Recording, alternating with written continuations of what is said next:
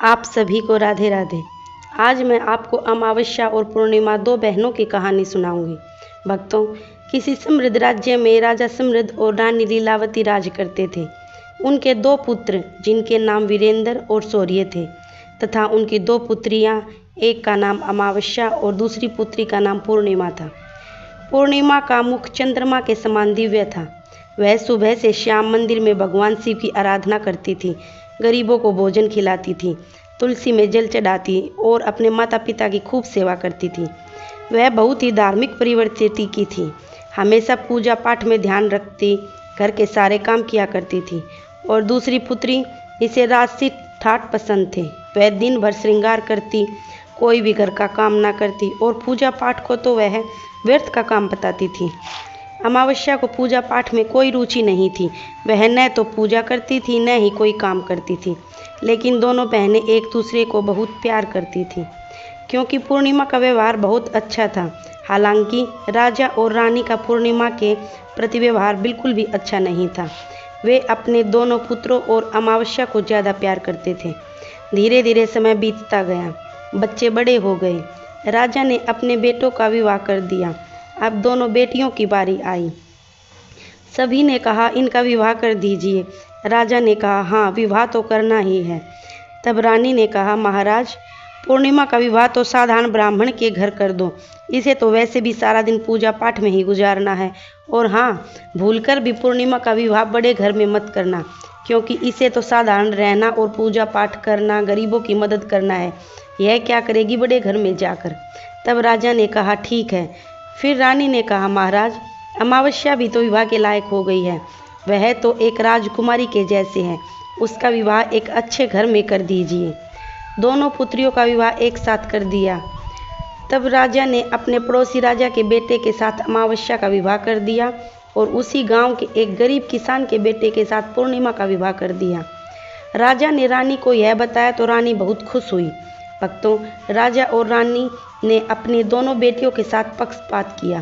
कहने के अनुसार अमावस्या का विवाह एक अमीर घर में इतना धन देकर, सोना चांदी गहने देकर विदा किया। दूसरी तरफ पूर्णिमा बेचारी को एक पुरानी साड़ी और एक तुलसी का पौधा दिया गया।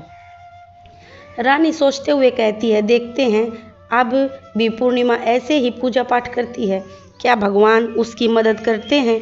दोनों पुत्रियों की विदाई हो जाती है।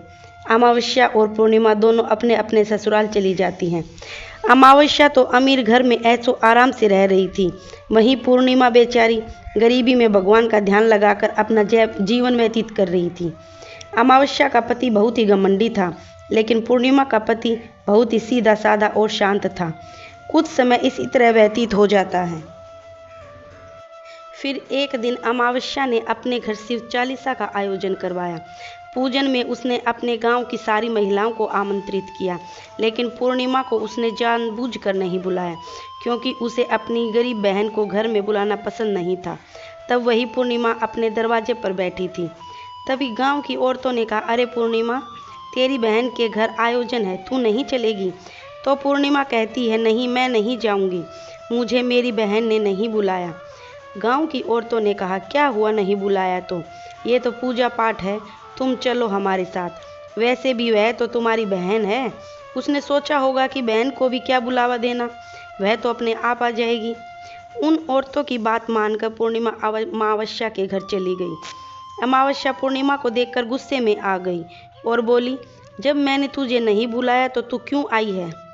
अब जब आ ही गई है तो चुपचाप एक कोने में बैठ जाना। तूने तो आज मेरी इज्जत मिट्टी में मिला दी। देखो अपने आप को कैसे वस्त्र पहने हैं, तुम इधर उधर मत भटकना, बस कोने में बैठी रहना। पूर्णिमा की गरीबी का बहुत मजाक उड़ाया। पूर्णिमा की आंखों से आंसू बहने लगे और शिव से प्रार्थना करने लगी कि हे भगवान, आप मुझ पर कब कृपा करोगे? आखिर मेरी क्या गलती है? वह भगवान को ऐसे ही विनती करती रही। थोड़ी देर बाद कथा पूरी हो गई। तब अमावस्या ने सबको प्रसाद दिया, परंतु पूर्णिमा को प्रसाद नहीं दिया। पूर्णिमा निराश होकर अपने घर की तरफ चली गई। रास्ते में वह सोचने लगी कि घर पर बच्चे प्रसाद मांगेंगे तो मैं क्या कहूँगी। उसने सोचा, मैं अपने भाई भाभी के घर चली जाती हूँ। फिर वह चलते चलते अपने मायके की तरफ बढ़ने लगी। तभी उसे एक तुलसी का पेड़ दिखा। वहाँ एक चबूतरा बना था जिस पर एक बूढ़ी माँ बैठी थी। तो बूढ़ी माँ ने पूर्णिमा से पूछा, बेटी तुम कौन हो और कहाँ जा रही हो? क्या तुम मेरी एक मदद कर सकती हो? तब पूर्णिमा ने अपना परिचय दिया। फिर बूढ़ी माँ ने कहा, बेटी देखो, मेरा तुलसी का पौधा सूख रहा है, इसमें थोड़ा सा जल डाल दो और मेरे चबूतरे की सफाई कर दो, मुझे थोड़ी ठंडक मिलेगी। अब पूर्णिमा ने तुलसी माँ में जल डाला और बूढ़ी माँ को भी स्नान कराया। उसने उनके चरण दबाए और बोली, माँ जी कोई और काम है क्या? तब प्रसन्न होकर बूढ़ी माँ ने कहा, नहीं बेटी, मुझे और कोई काम नहीं है और भगवान तेरा भला करे। बूढ़ी माँ ने उसे आशीर्वाद दिया और कहा, बेटी जब तुम अपने मायके से लौटो तो मुझसे मिल के जाना। पूर्णिमा ने कहा, ठीक है माँ जी, और वह आगे बढ़ गई।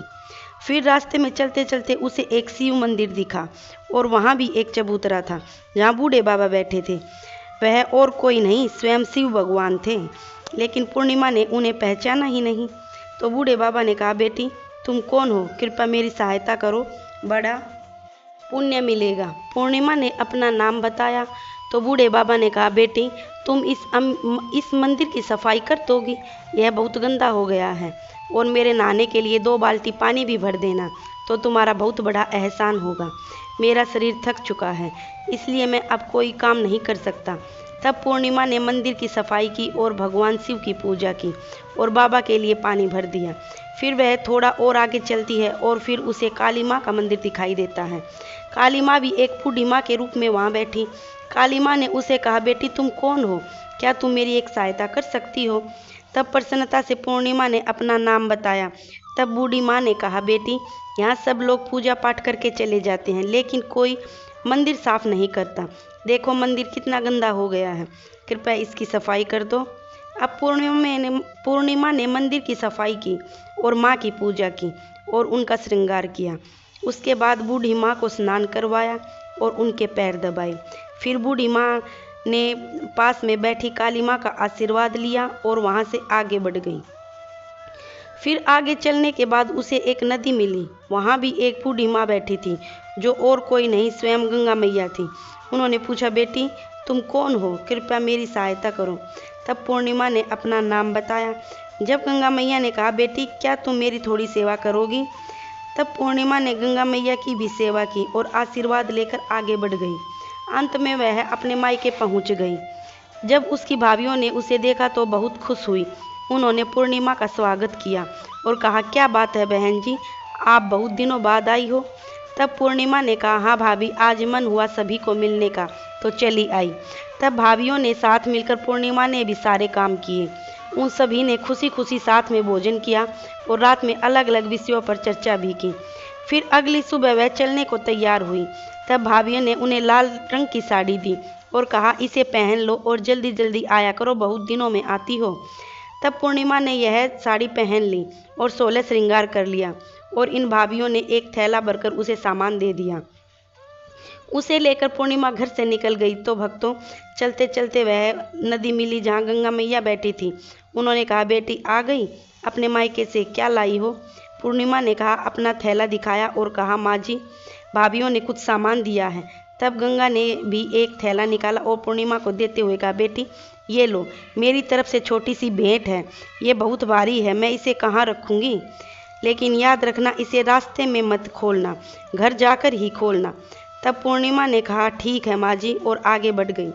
फिर थोड़ी देर बाद वही काली माँ का मंदिर मिला। वहाँ भी बूढ़ी माँ ने पूर्णिमा को एक थैला दिया। अब उसके पास 3 थैले हो गई। फिर आगे बढ़ने पर उसे वही शिव मंदिर मिला।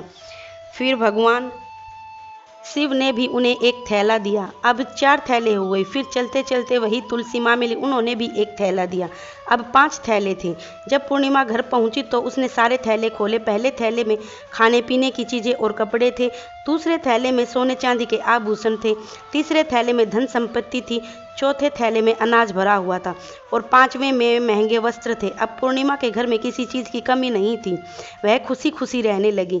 फिर एक दिन पूर्णिमा ने सोचा कि क्यों ना मैं शिव चालीसा का पूजन करवाऊं, और उसने शिव चालीसा रखी और सबको बुलाया। वह न्योता देने के लिए अपनी बहन अमावस्या के घर भी गई और फिर जब अमावस्या अपने बहन के घर आई तो उसने पूर्णिमा के घर में धन दौलत देकर आश्चर्यचकित रह गई।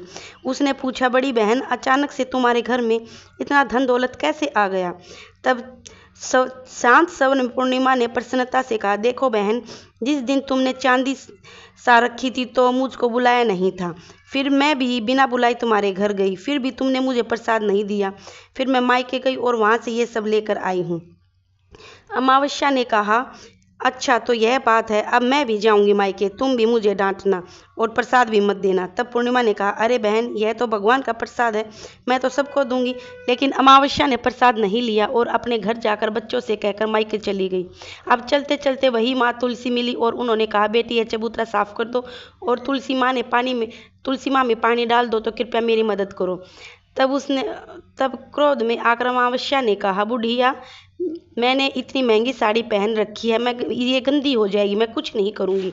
फिर आगे चलकर भगवान शिव मिले तो उसने उन्हें भी यही कहा। काली माँ और गंगा माँ से भी उसने यही कहा। इतना बुरा व्यवहार देखकर सभी देवी देवता क्रोधित हो गए और जब वह मायके पहुंची तो भाभियों ने देखकर कहा, अरे महारानी, यह कहाँ से आ गई? इसे तो कुछ काम आता ही नहीं है और आ गई मुंह उठाकर मुफ्त में भोजन खाने के लिए। इसे कोई शर्म भी नहीं है। तभी रात्रि में अमावस्या खाना खाकर सो गई। सुबह होने पर वह बोली, भाभी, मैं जा रही हूँ। भाभी ने बोला, ठीक है महारानी जी। तभी अमावस्या ने कहा, भाभी, पूर्णिमा को तो आपने थैला दिया, मुझे कुछ नहीं दिया। तो भाभी ने कहा, तुम जाओ, तुम्हारे घर थैला पहुंच जाएगा।